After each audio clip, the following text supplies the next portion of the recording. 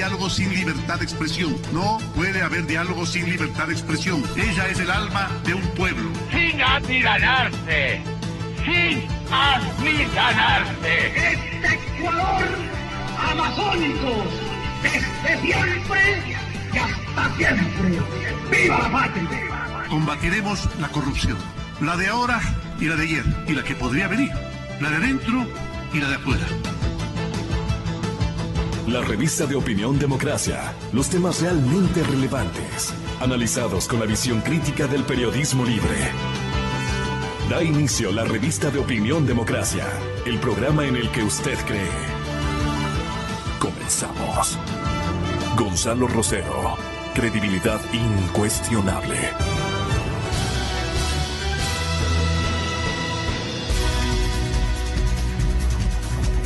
Muy buenos días con todos, señoras y señores. Mi pesar por este atraso o retraso.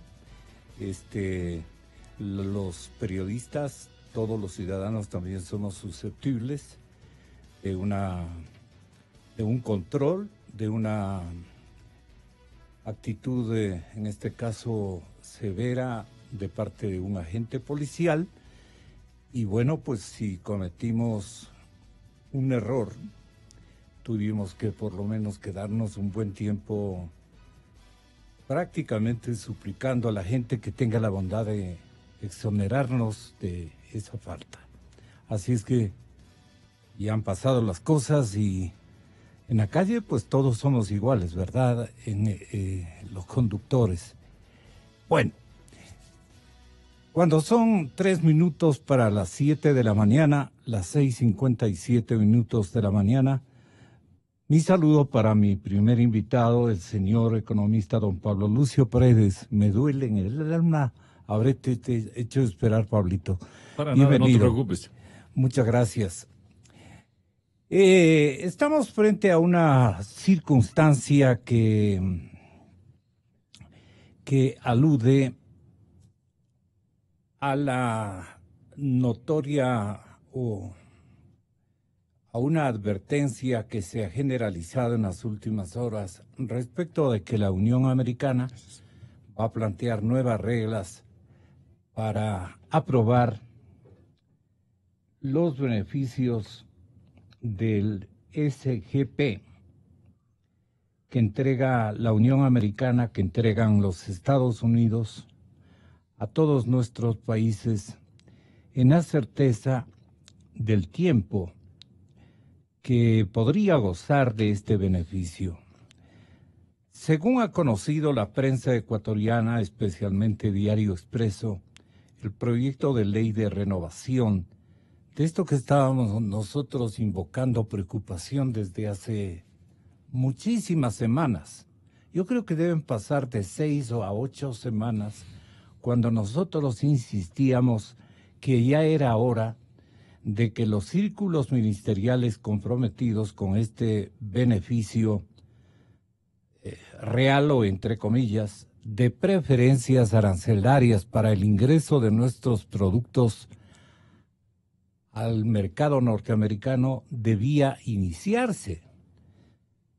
Hacían caso omiso, no precisamente un recién inaugurado ministro de Comercio Exterior, que luego nos ha dado enormes satisfacciones de comprometimiento con esta tarea, de acierto en su ejercicio, etcétera, etcétera, sino de el presidente del Frente Económico. La parte fiscal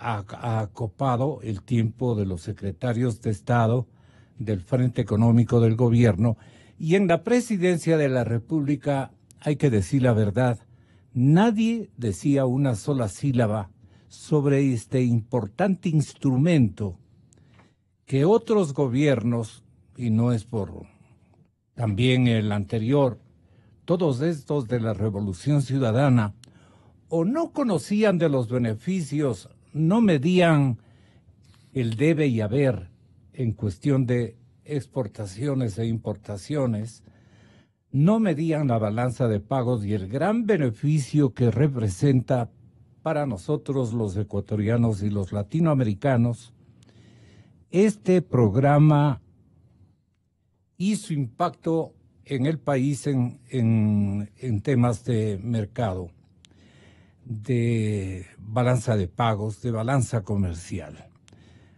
Había que haber iniciado, y aquí se dijo varias ocasiones de parte de otros analistas: señores del gobierno, preocúpense de las preferencias arancelarias. Esto es una ley de preferencias para el mercado norteamericano y representa un buen dinero. No sé cuántas partidas y subpartidas, y naturalmente el beneficio que nos ofrece en la balanza comercial y en la balanza de pagos esta apertura del mercado norteamericano para diferentes productos. Teniendo junto a mí a uno de los economistas mejor formados y de gran experiencia, le preguntamos si hubo un asomo de descuido a momentos respecto a la ley de preferencias arancelarias. Muchas gracias por la presencia. De nuevo, mil perdones por mi retraso a todos. Y está el señor economista don Pablo Lucio Paredes contestándome. Muy buenos días. Saludo, Gonzalo. Saludo a la gente que nos escucha. Mira, yo creo que vale la pena recordar un poquito el camino comercial, digamos así, que hemos seguido con los Estados Unidos en los últimos 10 y X años. Recordemos que en el año 2006, en el gobierno de Alfredo Palacio, se estuvo negociando un acuerdo comercial con los Estados Unidos, cosa que tienen todos los demás países, casi todos los países de América y en particular todos nuestros competidores, digamos así, más cercanos, lo tienen. El Ecuador en el año 2006, y bajo, como digo, el liderazgo de Alfredo Palacio y por ahí detrás también andaba Rafael Correa y otros, en definitiva entorpecieron las negociaciones, ¿no? ¿De qué manera entorpecieron? Bueno, demostrando que tú no querías realmente negociar, ¿no? Cuando tú te sientas en una mesa y planteas las cosas de tal manera que el del otro lado siente que no hay voluntad, sino simplemente prepotencia o mala gana, digamos, las negociaciones finalmente no se dan, ¿no? Y recordemos que un momento estuvo en esas negociaciones, era el fallecido gran personaje ecuatoriano Manuel Chiriboga, ¿no? Sí. Que estaba llevando esas negociaciones, con el mejor espíritu, nadie duda de eso, para el Ecuador y para el futuro. Pero el presidente de turno le hizo quedar Pero mal. Finalmente no había voluntad en el gobierno de hacerlo, lo cual fue un error muy grave, porque al final todos los demás países, como digo, lo tienen, o casi todos. El Ecuador no tiene, es una gran desventaja para nosotros, ¿no?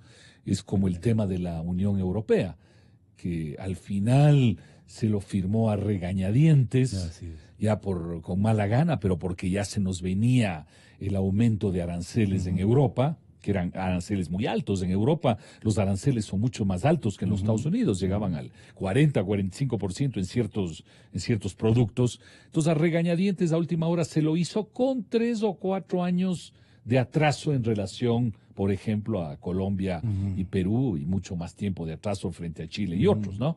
Pero al final se lo hizo por lo menos, aunque de mala gana, ¿no? Luego, en el gobierno anterior también hubo el tema de la TPDA, recordemos. El Ecuador tenía ventajas arancelarias en Estados Unidos por el ATPDA, igual que algunos países de la región, y finalmente el Ecuador, un momento dado, no me acuerdo la expresión exacta, pero eran el tipo de expresiones que estaban vigentes en esa época. Cargadas de ideología. Que fue más o menos que les vaya bonito con estas ventajas, nosotros no necesitamos, ¿no? Nosotros mismos le vamos a compensar a nuestros exportadores por la pérdida de esos aranceles. En fin, esa visión tan pobre, digamos, de las cosas, ¿no? Y entonces perdimos las ventajas de la TPDA, ¿no?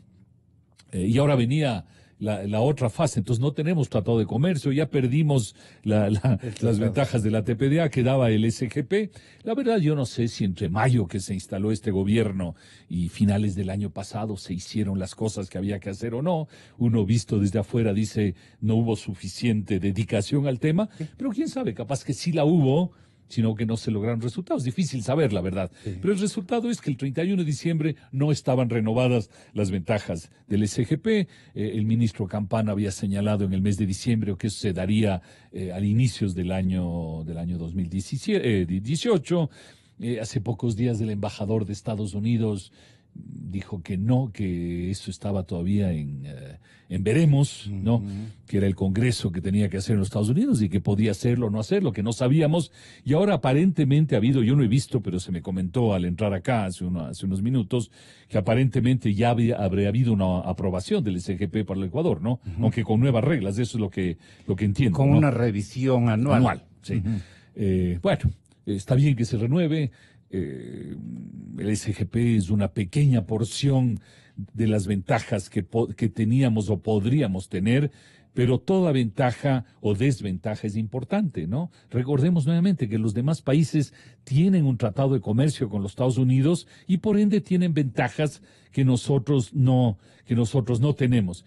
Y entonces si nosotros mismos vamos agregando problemas como el ATP de hace unos años, como el SGP ahora, entonces eso le quita atractivo y rentabilidad a los exportadores ecuatorianos, ¿no? Si esto se ha renovado es una buena cosa, pero el tema de fondo en esto, Gonzalo, es que el Ecuador, luego de 10 años o más en realidad desde el gobierno de Palacio, creíamos que la apertura al comercio mundial no es el camino correcto, ¿no es cierto?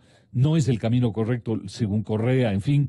Ahora deben soplar vientos nuevos y debemos estar conscientes que abrirse al mundo no solo que es bueno, sino que es fundamental para una pequeña economía como la ecuatoriana. Por ende, más allá del SGP, que es una pequeña ventaja, pero que obviamente hay que mantenerla, hay que seguir trabajando en el tema de un acuerdo comercial con los Estados Unidos, que no es fácil en el entorno actual, pero que hay que pelearlo. Y la segunda cosa que el Ecuador debe hacer, y ojalá el presidente la anunciara próximamente, es que el Ecuador quiere entrar decididamente a la Alianza del Pacífico, ¿sí? Donde están Chile, Perú, Colombia, México y próximamente quizás Panamá y Costa Rica, porque esos son los países que realmente con ganas quieren abrirse al mundo y además, como su nombre lo indica, Alianza del Pacífico, quieren abrirse al lugar, ¿no es cierto?, geoestratégico, comercial más importante del mundo hoy y en el futuro. Entonces hay que aprovechar, si nosotros estamos al pie del Pacífico, el Pacífico está al pie del Ecuador, creo que tenemos que aprovechar eso. Entonces no solo es el tema del SGP, que es importante y está muy bien que se logre algo, es el tema de la apertura externa. Hay que insistir, Gonzalo, salir al mundo implica riesgos sin lugar a dudas, las personas lo sabemos en nuestra vida diaria, pero salir al mundo trae más oportunidades que riesgos. Y ese es un tema fundamental que debemos estar todos conscientes, ¿no? Y estas son las oportunidades en el mundo que hay que tratar de aprovechar. Bueno, precisamente el señor ministro de Comercio Exterior, el exitoso, diría yo, dentro de estas circunstancias, porque contra viento y marea, contra cargas ideológicas como animadversiones o desintereses, él ha tenido que hacer un trabajo casi individual, bastante complicado, sin resentir al resto de ministros cargados de ideologías absurdas. En materia de comercio exterior, ni la China, ni Rusia, ninguna de las colonias marxistas, por decirlo de alguna manera, se priva de tener un lazo comercial con cualquier país del mundo, por más pequeña que sea su oferta y su demanda su intercambio comercial, por más pequeño que sea. Y ese es nuestro caso. Nosotros somos una economía tremendamente limitada, que requerimos de compradores y requerimos también de vendedores. ¿Qué es lo que dijo Pablo Campana, Pablo, el otro día? Tu tocayo dijo lo siguiente. Estamos viviendo un buen momento económico a nivel mundial y Ecuador tiene que aprovechar este buen momento. ¿Cómo? Fortaleciendo las relaciones comerciales con nuevos acuerdos comerciales. Y por favor, esto quiero aclarar siempre. Con cada país, con cada región, tenemos que hacer un análisis profundo. ¿Qué tipo de acuerdo comercial puede funcionar para beneficio del Ecuador, de sus empresas, empresarios, emprendedores y trabajadores? Nosotros, un país de 16.6 millones de ecuatorianos, no podemos vivir aislados. Tenemos que integrarnos al mundo. El mercado es del mundo. Definitivamente, en Ecuador estamos viviendo un cambio generacional. Queremos crecer, queremos desarrollar y tener buenas relaciones internas con todos los miembros que forman parte de la sociedad ecuatoriana.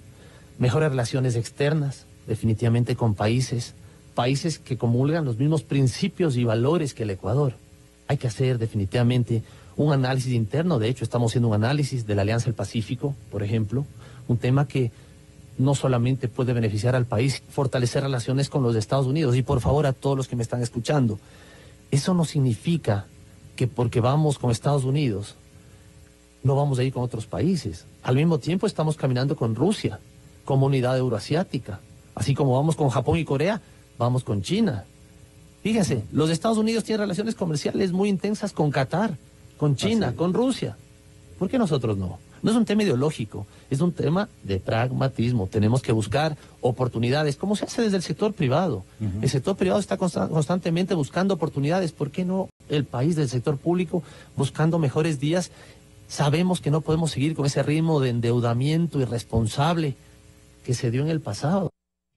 Esto dijo aquí en Radio Democracia Pablo Campana en ocasión que tuvimos de entrevistarle individualmente. ¿Tú crees que de estas consignas, urgencias, prioridades, el señor presidente de la República lo está acompañando desde el lado conceptual, desde el lado de su convicción? Entiendo que sí, pues, porque de lo contrario estaríamos complicadísimos. Mira, no. Pero tiene, digamos, ministros que le gestan animadversiones a este trazo que hace Campana. ¿Tú crees que existen más ideólogos que ministros de comercio exterior, ministros que velan por la economía ecuatoriana? A ver, yo solo te daría una primera cosa, Gonzalo, y es que cuando se menciona hay unos ideólogos u otros no, yo no creo que es la expresión correcta, porque todos tenemos una ideología. Sí. Es decir, cuando yo digo que el Ecuador tiene que integrarse al mundo... El peso específico de una ideología de ultraizquierda. Es otra cosa, digamos. Exactamente. Pero creo que no se les puede poner a los unos un calificativo ideólogos, otro no. Todo el mundo tiene una ideología. Ya te digo, cuando yo expreso que creo que el Ecuador tiene que abrirse al mundo, lo hago en base a una visión, es decir, una ideología en la que yo creo que la apertura al mundo es fundamental. Solo era para aclarar eso, digamos, no. Lo que pasa es que hay visiones diferentes, por supuesto. Pablo, yo no había oído, casi siempre les oigo a ustedes, ese día no le oí a Pablo. Me parece que él plantea las cosas con mucha claridad. Tenemos que pensar en la Alianza del Pacífico, tenemos que pensar en acuerdos comerciales, no solo con los Estados Unidos, sino con otros países. Ahora la pregunta, como tú dices, Gonzalo, clave es... ¿Qué piensa el resto del gobierno y en particular qué piensa el jefe, ¿no? ¿Qué piensa el jefe que es el presidente de la República? Yo el día sábado pasado escribí en El Universo un artículo que se llamaba ¿Cuándo? Una pregunta, ¿cuándo? Porque yo creo que ya pasamos, ¿no es cierto?, esta etapa, llamémosla así, política, aunque la política sigue, lógicamente, esta etapa de la consulta popular. El gobierno, con mucha decisión, la ganó y está muy bien. Pero ahora la pregunta es, ¿cuándo enfocamos otros temas fundamentales, ¿no? Algunos dicen esto pasa por temas personales a nivel del gobierno, tiene que haber cambios en la gente, en el gobierno. Puede ser que sí o puede ser que no, no sé. Pero lo importante es cuál es la visión de fondo del gobierno, qué cosas fundamentales nos va a plantear. Y dentro de esas cosas fundamentales están estos temas que estamos hablando, el tema, por ejemplo, de la apertura externa. Sí. El tema de la Alianza del Pacífico, el tema del acuerdo comercial. Obviamente el tema del acuerdo comercial depende, con los Estados Unidos depende de los Estados Unidos también, obviamente. Sí. Y si se lo hace, tomará 2, 3, 4 años. Pero bueno, digamos, empujarlo con fuerza. Mencionaba yo también ese artículo, el tema del fisco. Tiene que presentarnos el gobierno un plan de cómo va a poner orden en las finanzas públicas y no seguir cada 4 o 5 meses haciendo emisiones de 2.000, 2.500, 3.000 millones de dólares para financiarnos. Y luego hay otro tema que no debemos olvidar, que creo que era uno de los temas de conversación el día de hoy, que es el tema del IES, de la seguridad, del sistema de seguridad social. Es un tema extremadamente delicado, complicado desde el punto de vista humano para los ecuatorianos, pero además financiero y económico, y por ende es un tema también que tiene que estar en la agenda y el gobierno tiene que decirnos algo al respecto, ¿no? Entonces yo creo que en la agenda hay muchos temas, empezando por este tema del comercio exterior que ya hemos mencionado, donde el tema es sencillísimo, Gonzalo, y vuelvo a insistir. Salir al mundo implica riesgos, pero salir al mundo implica muchas más oportunidades que riesgos, y eso hay que tomarlo, ¿no? El FLAR está para que la gente calcule los daños o el agravamiento de circunstancias de financiamiento por el que hemos estado atravesando. El FLAR ha retenido ya un préstamo de Ecuador durante 4 meses. Esto no nos va a nadie no a extrañar, sino a preocupar, porque 637 millones de dólares no llegaron a las arcas públicas, porque no obstante estar aprobado un crédito de esta magnitud, Ecuador no cumplió con su contraparte. Entonces, no es contraparte económica, sino contraparte de mantener un equilibrio de comercio exterior. Me da la impresión de que el FLAR se lo piensa 2 veces antes de prestarle al Ecuador dinero, aunque hace 4 meses el Fondo Latinoamericano de Reserva, que es el FLAR, aprobó y oficializó la concesión de un crédito por este monto. El dinero no ha ingresado a las arcas del Estado. El préstamo está retenido de nuevo por trámites administrativos. No sé si es producto de la burocracia del FLAR o producto de la burocracia nuestra, interna, o mala gana de aceptar un crédito de esta naturaleza.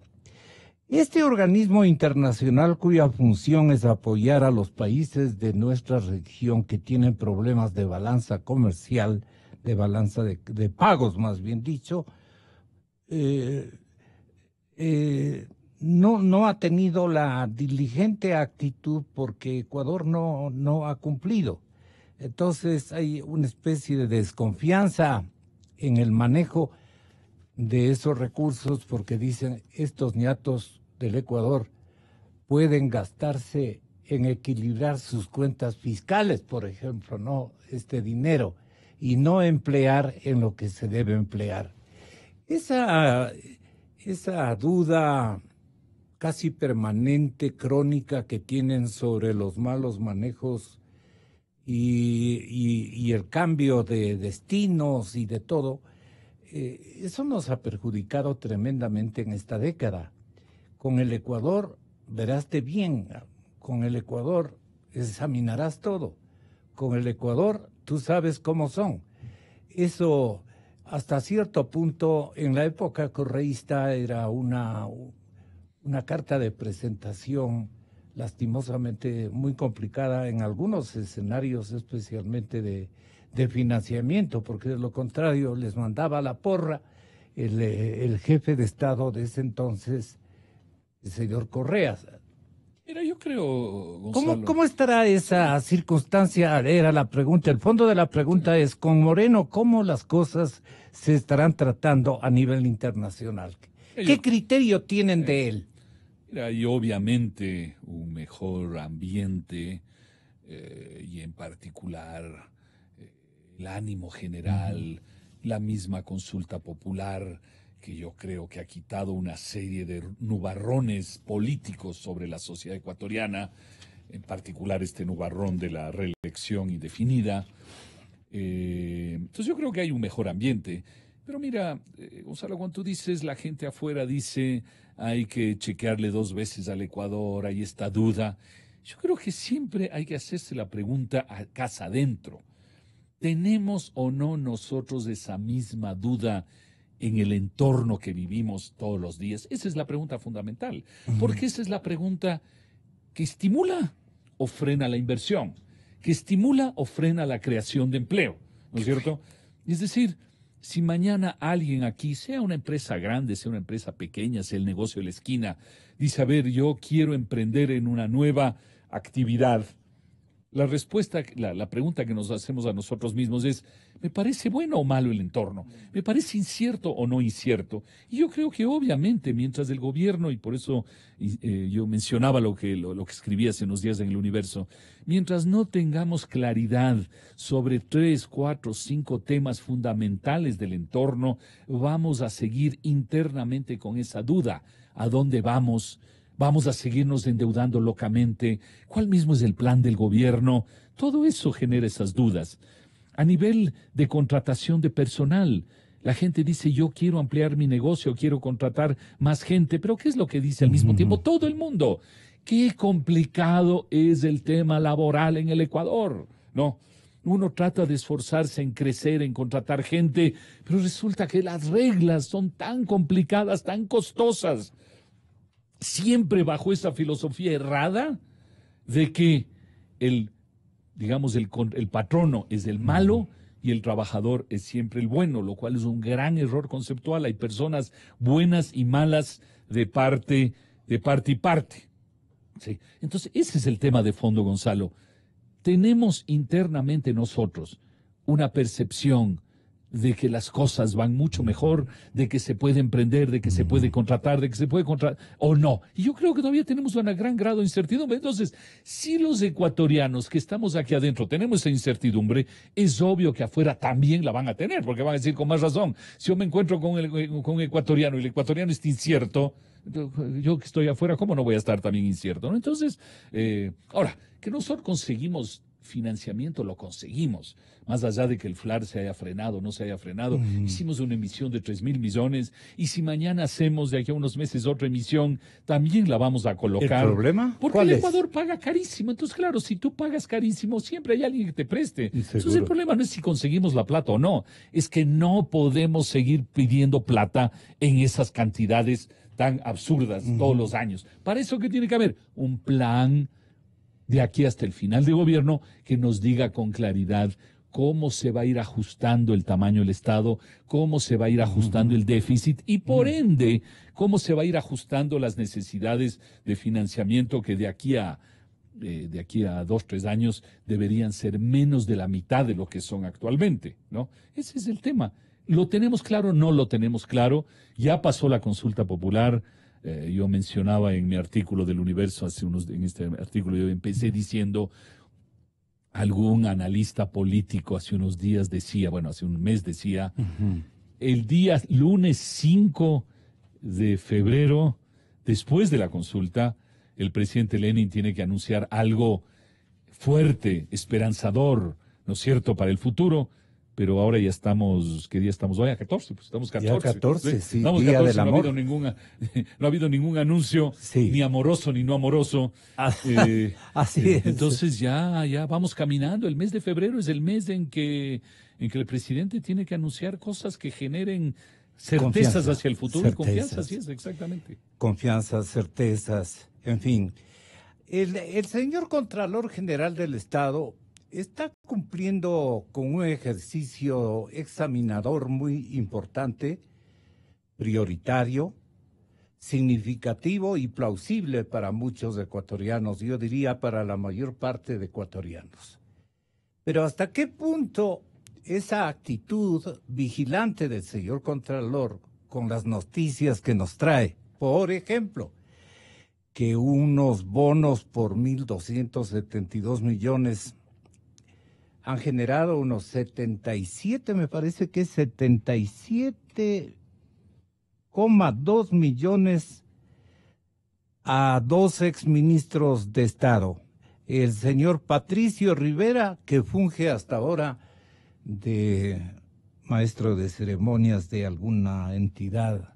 Si ustedes me ayudan, le han cambiado ya como 4 veces seguidas de funciones. Está en la super no quiere irse ni a bala del gobierno. Está en la super de economía solidaria, ¿no? Exactamente, sí, claro. por eso no recordaba con facilidad. El señor Fausto Herrera, cuando vino haciendo una catástrofe en China, y también esto del pago de 1.272 millones en bonos del Estado, que se los tomó del Instituto Ecuatoriano de Seguridad Social. Él vino de China y dijo, hasta aquí llegó mi turno, yo no me meto más en esto. Dio la impresión de que el hombre estaba tremendamente preocupado por las consecuencias que iba a generar determinadas líneas de endeudamiento que todavía no están revisadas atinada y prolijamente. ¿No es cierto, don Fausto? Si le descubren lo de China, eso es más complicado. Porque usted vino en esa ocasión bastante despechado del cargo y lo que hizo fue, hasta aquí nomás les dijo, y renunció. Bueno, pues ahora el pago de 1.272, casi 73 millones en bonos del Estado al IES, al Instituto Ecuatoriano de Seguridad Social, bajo la figura de dación de pago, ha generado intereses por 77 millones, un poco más de 77 millones de dólares al Estado. Este es el centro de la argumentación de Contraloría, que acaba de emitir una resolución de glosa a los dos exministros, porque el otro está de superintendente y el otro está en asuntos particulares, don Fausto Herrera. 77 millones. ¿Podríamos explicar a la audiencia qué es lo que le está cobrando? ¿Les está cobrando a los dos ministros del señor Contralor Pablo Celi? A ver, primero, en general, sobre el tema de la Contraloría, yo te diría que obviamente después del señor Carlos Pollitt, cualquiera parece mejor Contralor. O sea, difícilmente, Gonzalo, alguien puede ser peor que el señor Pollitt, ¿no?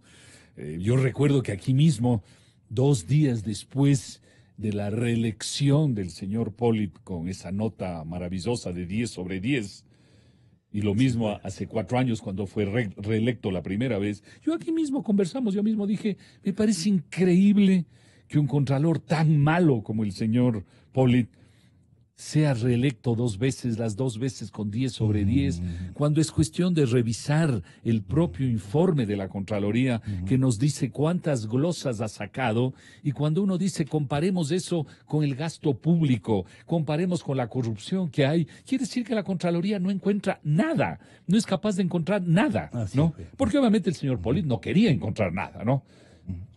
Y encontraba en pequeños municipios, en pequeñas instituciones. O la persona que y le gritaba al doctor Pesantes y no devolvió $50. Claro, esas cosas descubría, por supuesto. Sí. Sí. Y les mandó a la cárcel incluso a esa gente. Pero mira, incluso la Contraloría actual. A ver, Gonzalo, digamos que tú eres el dueño de una empresa, ¿ya? Y en esa empresa han cogido cerca, hay cifras diversas, pero digamos, entre 1.000 y 1.500 millones de dólares, las han puesto en un lugar llamado la Refinería del Pacífico, han aplanado unos terrenos, han hecho 2 o 3 cosas, y no se ha hecho nada de lo que era el objetivo de esa actividad, que era avanzar en una refinería. No, yo no puedo entender que si es que a una persona que le dan unos viáticos para coger un avión de Quito-Guayaquil a un empleado público, y resulta que ese empleado público, en lugar de utilizar el avión, se va en bus para ahorrarse y ganarse unos $100, a ese empleado público le acusan por esos $100 de haber malversado y malgastado los fondos del Estado, por $100. Y es justo, digamos así. Y claro. Pero en la refinería del Pacífico hemos malgastado 1.000 a 1.500, no 100, 1.000 a 1.500 millones de dólares. Yo me hago la pregunta, ¿a quién la Contraloría está acusando por ese, llamémosle como sea, Ahí está Pablito. malgasto el dinero? O sea, ¿dónde Ahí está eso? Pablito Celic, señor ¿Y Contralor quiénes son General los- del Estado. y quiénes son ¿Por los qué que- no nos dice algo de la refinería del Pacífico? ¿Quién se gastó en esa aplanadora 1.500 millones de dólares? Yo he reclamado reiteradamente. Sí, ¿Para por cuándo nos supuesto. compromete Así usted es. una Entonces, auditoría Por eso te digo, en ese lugar? yo creo que hay muchas cosas que Y se han ahora hablado, se pero quiere bueno. disimular, Pablo. Ahora se Sí, sí. quiere disimular haciendo esta Ahora. especie de Y vayamos convocatoria al tema a del IES. potenciales Vayamos al tema del constructores IES. de la A ver, refinería. yo no entiendo exactamente el tema legal de lo que hay en en el IES, ¿no? Que estos bonos que pagaron con bonos, que hay, Sí. hay un tema legal que yo no entiendo, la verdad no puedo opinar sobre esas cosas que no sé. Pero lo que sí sé, Gonzalo, y eso es más importante, es que el gobierno anterior actuó de una manera absolutamente irresponsable, y cuando digo irresponsable debería ser penado de alguna manera, con el sistema de seguridad social. Yo no creo que debe ser aceptable así nomás que, por ejemplo, se haya decidido que el casi 10% que nosotros los ecuatorianos aportamos para jubilaciones, ¿no es cierto, Gonzalo?, se haya reducido alrededor de un 7% porque el otro 3% se lo dirigió a salud. Si resulta que los ecuatorianos aportamos 10, es para las jubilaciones, no es para salud. Para salud hay otro aporte. Así es. Pero sin embargo, el IES decidió, el gobierno en definitiva decidió Así es. bajar de cerca de 9 a cerca de 7 el aporte de pensiones y pasar la diferencia a salud. Eso debe tener, estoy seguro, no solo que es irresponsable con los jubilados, sino que tiene que tener consecuencias de que alguien tiene que responder por eso. Uno. Exacto. Dos, cuando se hicieron los aumentos de las jubilaciones entre el año 2000, no me acuerdo exactamente, 2010, 2015, aumentos enormes de las jubilaciones, con lo cual yo no tengo nada en contra de que se aumenten las jubilaciones. Obviamente la gente tiene que tener jubilaciones dignas, pero es obvio que cuando tú aumentas las jubilaciones tiene que haber un estudio actuarial y tiene que haber recursos para poder financiar ese aumento. Si no, es una irresponsabilidad, le estás engañando a la gente, le estás diciendo, hoy le voy a dar la plata y si mañana se acaba, bueno, pues allá veremos, ¿no? ¿Dónde está? ¿Quién responde por eso? ¿Quién responde por eso? ¿No? A mí no me parece que es una cosa que simplemente uno puede dejar pasar. Entonces, eso me parece mucho más grave que el tema de los bonos, ¿no? Porque al final se pagó en bonos. Bueno, o sea, yo no puedo opinar sobre eso porque no conozco el tema, ¿no? Entonces, el aumento ¿tuvieron un sustento en estudios actuariales, en estudios financieros? No. Tercera cosa, la libertad o el libertinaje con el que se decidió eliminar el 40% del aporte del Estado a las jubilaciones. Obviamente fue una decisión del Congreso, pero fue una decisión absolutamente irresponsable del Congreso, ¿no? Hoy el sistema está tomándose los recursos del fondo patrimonial de las jubilaciones para financiar la marcha anual, y eso es increíble. Nos estamos comiendo el patrimonio de la seguridad social. Sí. Nos estamos comiendo el patrimonio, es inaceptable. Entonces, todos esos temas de absoluta irresponsabilidad, ¿sí? Alguien tiene que responder por eso. ¿Quién responde por eso? ¿Quién tiene que actuar ahí? ¿Tiene que actuar la Contraloría? ¿Tiene que actuar? ¿Quién tiene que actuar? Yo no sé exactamente a quién le corresponde, pero alguien debe. Y la pregunta es, toda esa estructura de abuso a la seguridad social, ¿quién fue el que comandaba eso? ¿Quién es el que daba los grandes lineamientos? ¿Quién es el que empujaba eso de ahí? ¿Quién es el que lo justificaba? Obviamente era el expresidente Rafael Correa, ¿no? Él cuántas veces no salió a decir esto que estamos haciendo está muy bien. Claro, estaba muy bien políticamente, porque tú a la gente le dices, mira, hay más afiliados, la familia se integra a la cobertura de salud, etcétera. Claro, eso dura políticamente unos pocos años y luego se va deteriorando y luego ya no hay el dinero para atender y luego hay que salir a buscar la plata en otros lados, ¿no? Se le empieza a quitar el dinero a los jubilados, porque claro, no importa, los jubilados es en el futuro. Entonces es una enorme irresponsabilidad y yo como ecuatoriano digo, ¿quién responde por esas cosas? No. Independientemente, como te digo, del tema de los bonos del IES, que no conozco ese tema. ¿Y en qué irá a parar esto? Porque la historia es que el pago de los 1.272 millones de bonos del Estado al IES, bajo la figura de dación de pago, ojalá nos puedas explicar. No sé ha generado no, intereses no sé. por 77 millones. Gonzalo, no me Pero gusta. no han asegurado de tal manera, digamos, esta operación crediticia, financiera, que les cae a los dos exministros de Economía, panas del alma en algún momento, ¿no es cierto? Obedecían lo mínimo del presidente Correa. Si les decía, vayan y tírense desde el Machángara para abajo, o alguna altura más significativa, don Patricio y don Fausto iban y lo hacían.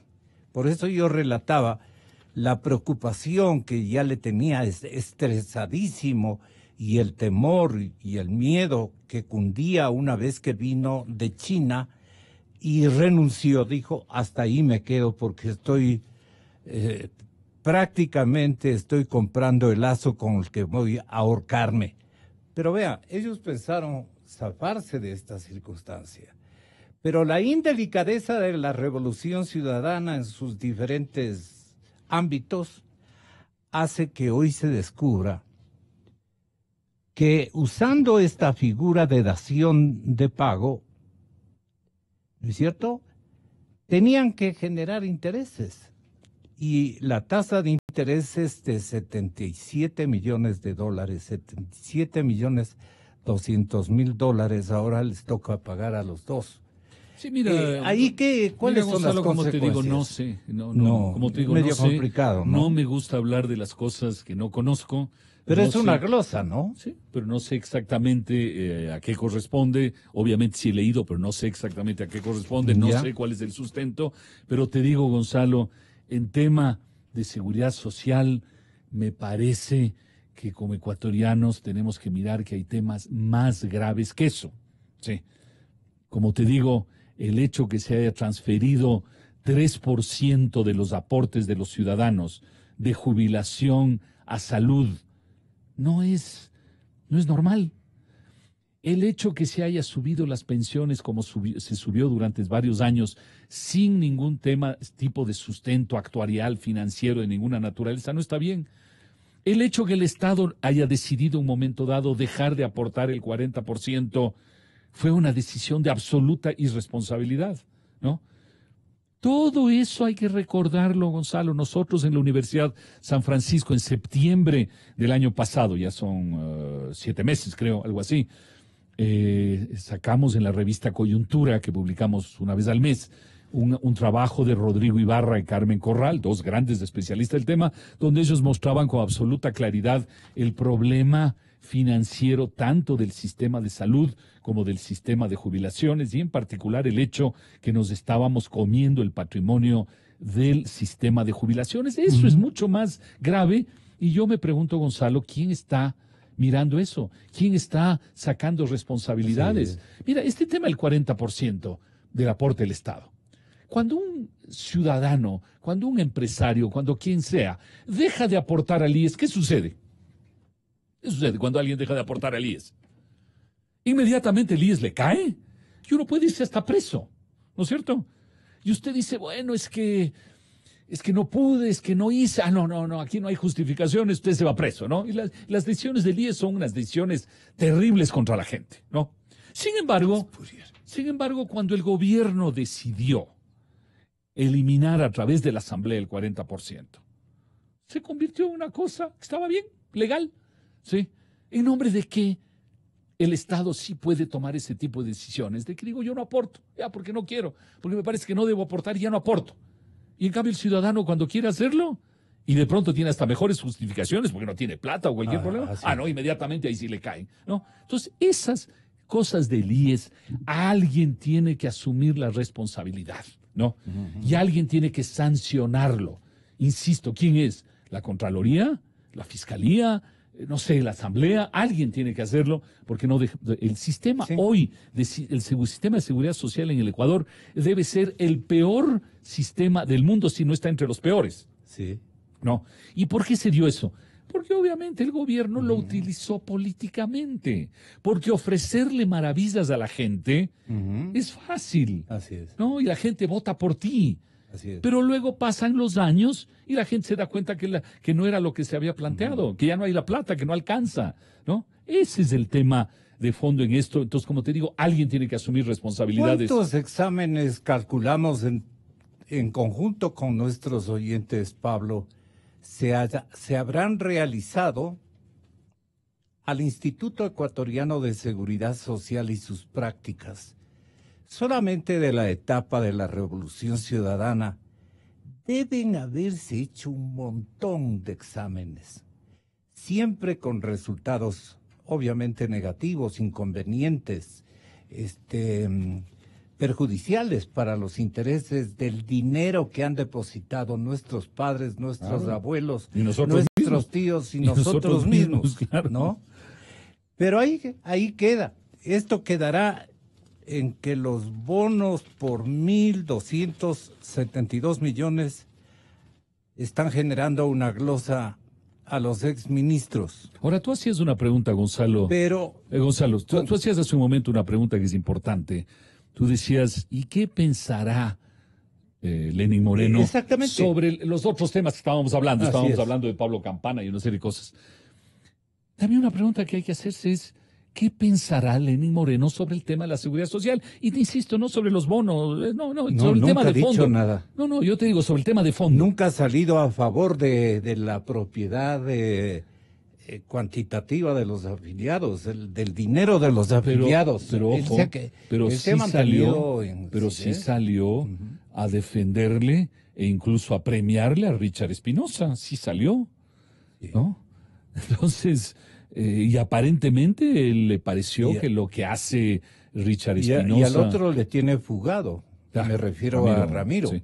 Y a Richard Espinosa, no sé si al final se siguió con el tema. El que le acabó a Ramiro fue Correa, a título de que se lanzó de candidato a la presidencia de la República, y eso no le gustó para nada. Claro. Imagínate, la parte política ha sido la causal fundamental. Ahora, yo para no recuerdo, Gonzalo, la odiosidad. ¿Qué pasó con la embajada de Richard Espinosa? Iba a ir de embajador a Italia, creo, ¿no? ¿Qué pasó ahí? Ya está. Ahí está, sí. ¿En serio? Wow. Bueno, entonces, ¿qué señal estás dando? La señal que estás dando es, a mí me parece que lo que ha pasado en la seguridad social está muy bien. Si incluso le estoy premiando al personaje, ¿no? Ahora, insisto, detrás de todo esto hay un gran responsable que es el mentalizador político y económico de todo esto, que tiene un nombre y apellido y se llama Rafael Correa, ¿no?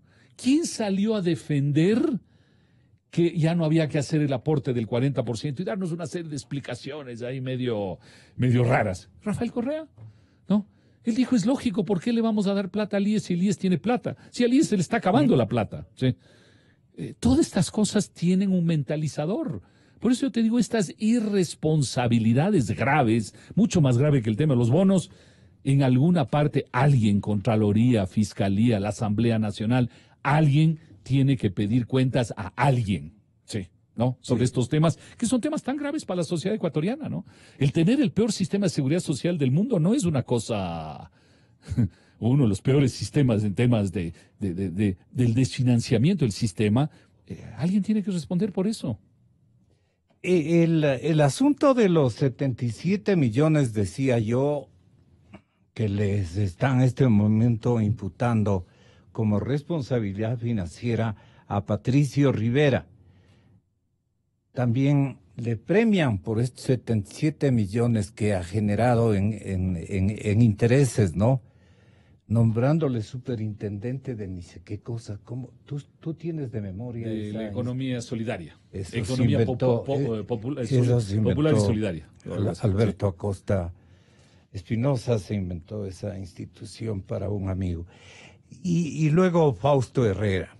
Yo lo que sigo preguntando es, así como nosotros no sabemos el tema de la deuda solamente del IES, no sabemos la deuda general, que vuelve a crecer y crece y crece y preocupa a los expertos. Ustedes mismos, con Eduardo, Pablo, con Eduardo Valencia, con Abelardo y con Walter Spurrier, concurrieron ustedes a denotar una importantísima preocupación respecto al crecimiento de la deuda. El otro día, Plan B hacía un análisis importantísimo y se formulaba una pregunta que servía incluso para titular un análisis muy significativo con la historia de la deuda general, reconocido por el mismo gobernante actual. La deuda pública alcanza los 69,000 millones de dólares. 69,000 millones de dólares. Y todas las luces sobre dónde están estos recursos. ¿Dónde están los 69,000 millones? Es lo que se pregunta la gente. ¿Valdrán todas las carreteras, cierto?, decoradas de oro en los filos? 69,000 millones de dólares. ¿Qué plan viviendista puede por lo menos tener una dimensión de 5,000 millones para ir sumando, ¿no? 5,000 millones, yo creo que no existe. ¿Qué plan de desarrollo financiero, empresarial de parte del Estado o cualquier infraestructura de cualquier género puede dar razón de 69,000 millones de deuda pública? ¿Para qué se endeudaron? Y esto me quedo corto con 69,000 millones que el presidente Lenín Moreno convalidó, es decir, dijo en efecto, la deuda pública del Ecuador es de 69,000 millones, según el presidente Lenín Moreno. Esa es la deuda externa, es decir, casi 7 puntos del Producto Interno Bruto, y muchos de los compromisos económicos del Ecuador con otros estados como China, incluso se mantienen, Pablo, en reserva, por lo que una veeduría de expertos convocada por la Contraloría busca desenredar este ovillo. Varios analistas, sin embargo, ya habían hecho una estimación similar de todo lo que debe el Estado a pesar de las posibles operaciones de maquillaje contable que realizó la época del Correato. Maquillaje contable. Y se fue, y hasta allá. En Guayaquil nos responde esta gran interrogante: ¿dónde están los 69,000 millones de dólares de deuda externa? Walter Spurrier, en línea directa, le escucha acá en la capital de la República, nuestro inmenso auditorio, y el señor economista Pablo Lucio Paredes. Estamos aquí para escucharle, Walter. Muy buenos días, saludos a Pablo, a todos los que nos escuchan. Bueno, se ha ido en obras que están con precios excesivos en su mayor parte y que no sentimos su aporte a la economía, no vemos no vemos un incremento de la infraestructura que justifique un crecimiento de la deuda tan grande. Parte se ha ido en gasto corriente. Y el punto más grave es que hemos tenido todo ese endeudamiento y no es que la economía ha dado un salto en productividad que le permite dar más bienes y servicios al país y al resto del mundo que le generen ingresos al Estado por el pago de impuestos y que permitan atender esa deuda. O sea, siempre se ha pensado que esa gran inversión, toda esa cantidad de dinero que se ha ido, si hubiera estado bien invertido, nos hubiera dado esas enormes facilidades, ese enorme salto hacia adelante que nos hayan puesto como un país, una infraestructura más desarrollada que la de los países vecinos y con mejores posibilidades de crecimiento y de venta por la mejor infraestructura. No se ve, hay algunas cosas, hay un exceso de hidroeléctricas, hay una refinería del Pacífico que tenemos un terreno aplanado y nos ha costado más de $1.500 millones. Tenemos una refinería de Esmeraldas que sigue tan mal como estaba antes, ya hemos gastado $2.200 millones. Entonces se ha malgastado en su mayor parte. Algo ha quedado, pero nada comparado con el peso que significa atender esa deuda a futuro, que va a significar que el dinero de los impuestos va a tener que ir a pagar a la deuda en lugar de dar servicios al pueblo. ¿Y no sería mejor preguntar al señor Correa justamente y a todos sus adláteres, colaboradores inmediatos, gente que fue parte de la cúpula financiera de esos tiempos, en qué bancos tienen depositados? Porque pueden ser depósitos que ellos hayan realizado y que no conocemos, pero que nos pueden avisar y devolvernos para poder nosotros reclamar a las respectivas bancas donde en el exterior tienen allí, porque no justifica 69,000 millones. ¿Dónde están los 69,000 millones? Hablemos de 70,000 millones de dólares, óigaseme bien, 70,000 millones de deuda pública. ¿Dónde están? Y aquí se siguen dando las vueltas. El presidente Moreno no tiene, Walter, la obligación también de decirnos ¿dónde están los 69,000 millones de dólares? Bueno, yo pienso que sí debería. Ahora, viendo el contexto de manera más amplia, tal como usted lo presenta, licenciado, aquí hay un cierto conflicto.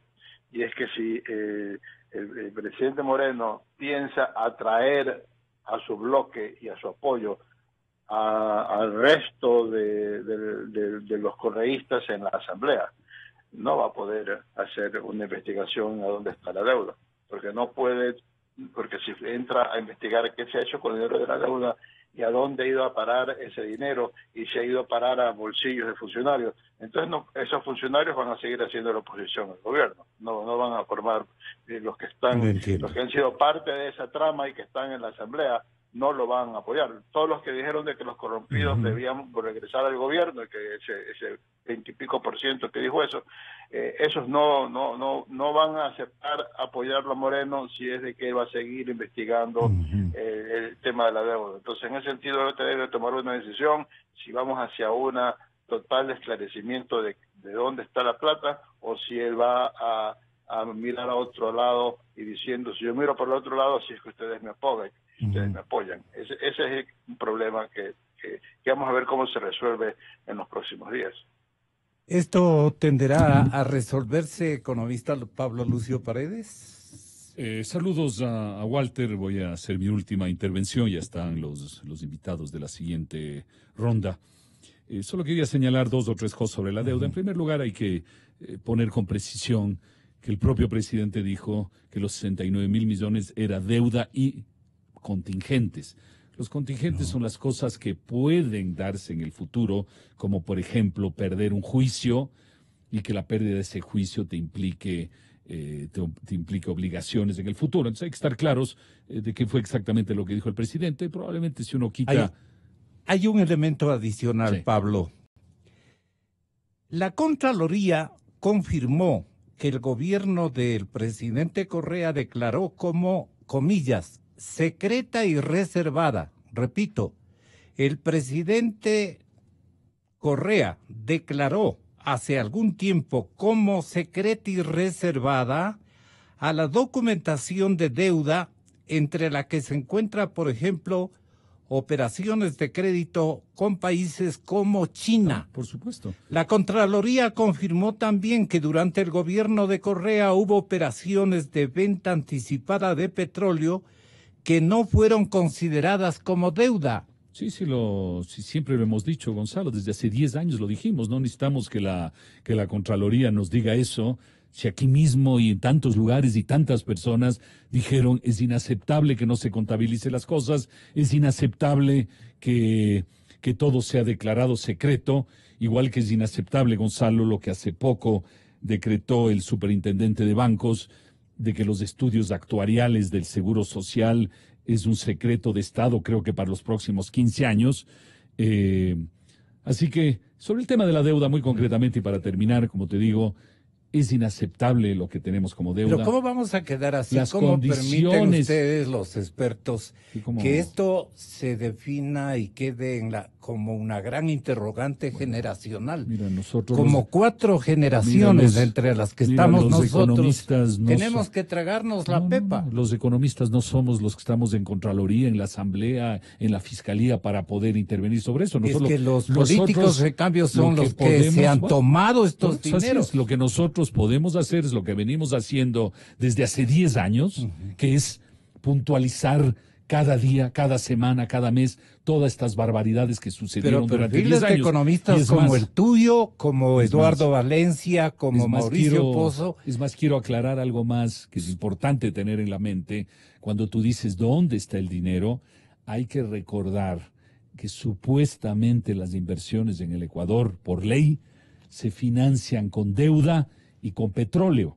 En consecuencia, no hay que contabilizar solo la deuda, hay que contabilizar todo el dinero que recibimos del petróleo, que a grosso modo, no entremos en el detalle de un poquito más o un poquito menos, son alrededor de 100.000 millones de dólares durante 10 años. Es decir, que lo que nos gastamos en inversiones que no sabemos dónde están es petróleo más deuda. Con eso estamos hablando fácilmente de 150.000 millones. Entonces, si tú te preguntabas, Gonzalo, yo no veo los 69, yo te digo, no es que tienes que ver 69, tienes que ver dónde están 150.000, que es aumento de deuda más dinero del petróleo. Esa es la barbaridad, ¿no? Por eso yo te decía antes, hay una serie de responsabilidades que deben ser penadas de los 10 años anteriores y que yo no veo dónde está sucediendo eso. Y el señor presidente Moreno tiene que, para sobrevivir políticamente, quedarse callado. No creo, esa no fue la oferta de él. Y yo creo que yo creo que el mensaje... No creo que él se haga cargo de una situación de esa naturaleza y le guarde el secreto. Y creo que el mensaje de los ecuatorianos el 4 de febrero en la consulta fue al presidente darle su apoyo para que el presidente no esté pensando cómo me protejo políticamente, sino cómo hago las cosas que hay que hacer. Así que eso yo creo. Entonces hay que pensar en 150.000, no en 69.000, mi querido Gonzalo. Pero bueno, me retiro. Te agradezco mucho por la invitación. Están aquí los invitados. Así que un abrazo a todos. Muchas gracias a ti. Señor presidente. Una de las recomendaciones gentiles que recibimos del grupo de economistas con los cuales conversamos en días pasados, pues fue precisamente de la necesidad de los cambios. Yo decía que el cambio es consustancial al ser humano y debe ser consustancial a un gobierno también. Si ve que las cosas no han dado resultado de una forma, pues hay que cambiar. Pero los cambios deben ser paulatinos, no pueden ser drásticos. Y en eso coincidió uno de los economistas, que es uno de los cuales mayor confianza tengo yo por su edad y por la trayectoria que ha tenido, el cual decía que con respecto a la deuda, por ejemplo, el año pasado, la necesidad de deuda para financiar el presupuesto fue de aproximadamente 12.000 millones de dólares. Este año va a ser de 8.000 millones de dólares y vamos a pagar 4.000.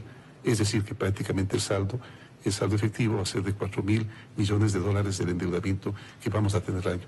Al igual que el déficit fiscal, al igual que la inversión, para optimizarla, la reduciremos en lo que sea necesario, e inclusive he hecho un llamado ya a los señores ministros que vayan haciendo los cálculos, porque van a tener que reducir en el 10% en el 5% los presupuestos del Estado, para seguir cuadrando cifras, para que el déficit cada vez sea menor. Este año logramos estabilizar el déficit, ya no fue creciendo, estabilizamos el déficit. Y el próximo año nosotros aspiramos a que el déficit no vaya más allá de 4.000 billones y que vaya reduciéndose en los siguientes años. Esto es lo que más puede hacer el señor presidente de la República. No puede hacer nada más. Es el interrogante. Cuando yo estoy leyendo un artículo, una investigación de Plan B, y establezco en 69.000 millones la interrogante cuantitativa de dónde están estos 69.000 millones, un respetable economista, académico, hombre de bien como Pablo Lucio Paredes y los que le siguen, Eduardo Valencia y Mauricio Pozo a continuación, ellos lo que están diciendo es, ¿dónde están no los 69.000 millones, estimados amigos oyentes? Es que ustedes ecuatorianos tienen que pensar que no esto, simplemente mencionarlo ya borra todo. ¿Qué le van a decir ustedes a los hijos y a los nietos? ¿Y por qué? ¿Dónde están los 150.000 millones de dólares que ahora nos recuerda con claridad cuantitativa el respetable economista Pablo Lucio Paredes? Dice, no son 69.000. No. Son 150.000 millones de dólares entre deuda y empréstitos. Y deuda que el señor Correa, al que le dejaron ir, que el señor Correa le puso el nombre de secreta y reservada. Entonces, nosotros nos destemplamos de la indignación en este programa de opinión, este programa de noticias y opinión, porque todos entendemos mal, todos queremos bajar el tono, estar compartiendo un secretismo que no nos va a conducir sino a cosas terribles, a escenarios que va a vivir el propio Lenín Moreno, sin culpa alguna. Pero él ofreció esa famosa cirugía, gigantesca cirugía, por lo menos era señalando quiénes determinaron este secretismo de los 150.000 millones. ¿Ustedes han escuchado al presidente Moreno averiguarle a su ex compañero de partido dónde es que están los 150.000 millones de dólares que le atribuyen a esa década administrada por él, robada, empleada en una infraestructura en la luna, en algún país del África por solidaridad con algún país pobre, o están estos recursos en varios bancos del exterior? ¿Estos dineros fueron llevados por quién? ¿A dónde? ¿Quiénes realizaron esos vuelos que aquí anunciábamos y que nos comunicaban desde la ciudad de Miami? Usted recuerda, querido compañero, usted recuerda lo que nosotros transmitimos para una memoria tan frágil como la de los ecuatorianos, que le ha cogido como deporte, como pronóstico de fútbol. 150.000 millones de dólares, ¿dónde están? Y eso tienen que pagar desde nuestros bisnietos, más que ellos. ¿Cuántas generaciones de ecuatorianos? Ya mismo vienen con medidas, ¿verdad? Frente Económico Actual, ya mismo vienen con medidas. Y no les queda más. Tienen que cumplir con esas obligaciones. ¿Y por qué no le dijeron, señor ministro fiscal general de la República, por qué usted no se enteró por lo menos de esta crónica? Me hubiera pedido para que usted le haga por lo menos un par de preguntas sobre dónde están estos 69.000 millones. Aunque a él le correspondía responder dónde están los 150.000 millones de dólares. No le toca al presidente Moreno. Ni los 69 ni los 150 le corresponde de hacernos conocer dónde está al presidente Moreno. Pero como presidente de la República tiene la obligación histórica de decirnos dónde supone por lo menos están estos 150,000 millones. Y si es que mismo él no entiende cómo ha sido el conflicto financiero de reparto, de robo y reparto, entonces el señor presidente Moreno está en obligación de llamar a las autoridades de control. A ver, señor Contralor General del Estado, revise los libros de la Contraloría. Señor Fiscal General de la República, yo les llamaría desde el que actuó el señor Pesantes.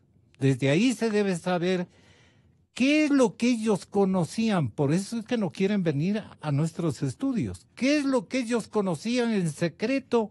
¿Por dónde andaban y a dónde iban estos dineros? ¿Alguna vez inaugurando este miércoles de ceniza, que Dios nos perdone? Pues nos va a perdonar porque levantamos la voz y le decimos al país íntegro: ecuatorianos, averigüen dónde están lo que nuestros hijos, nietos y bisnietos van a tener que pagar 150,000 millones de dólares. Esta es la interrogante por la que nos van a recordar. Esta gente permitió semejante cantidad de dinero que se robaron. ¿Dónde están? ¿En qué bancos? Por lo menos indiquen para ir a echar un vistazo y saber los saldos. Dios mío, Señor. Mil perdones, estimados amigos oyentes, pero esto indigna. Ya mismo, Eduardo Valencia y Mauricio Pozo. Ojalá podamos ir por otros senderos mejor aprovechados y más productivos para el futuro. Estamos buscando la verdad. Gonzalo Rosero. Credibilidad incuestionable.